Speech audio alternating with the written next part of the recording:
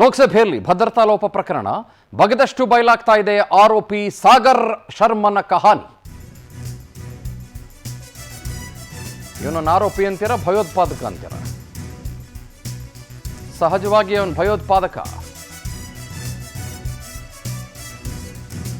ಕುಟುಂಬಸ್ಥರು ಕೊಟ್ಟಿದ್ದಂಥ ಮಾಹಿತಿ ಬಗ್ಗೆ ತನಿಖೆ ನಡೆಸಲಾಗ್ತಾ ಇದೆ.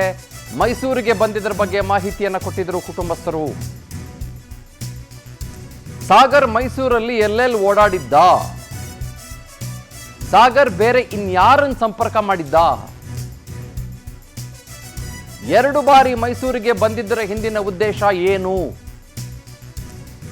ಈ ಬಗ್ಗೆ ತನಿಖೆ ಶುರು ಮಾಡಿದ್ದಾರೆ ಪೊಲೀಸರು.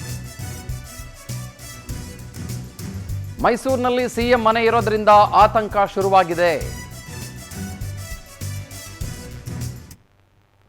ಇವನೇ ಸಾಗರ್ ಶರ್ಮಾ, ಗಮನಿಸ್ತಾ ಇದ್ದೀರಿ. ಇವನು ಮೈಸೂರಿನಲ್ಲೇ ಇದ್ದ ಅಂತ, ಅಥವಾ ಅವ್ರ ಕುಟುಂಬ ಮೈಸೂರಿನಲ್ಲಿತ್ತು, ಇವನು UP ಮೂಲದವನು ಅಂತ. ಇಲ್ಲಿ 2-3 ಆಯಾಮಗಳು ಇಡೀ ಪ್ರಕರಣಕ್ಕಿದ್ದಾವೆ.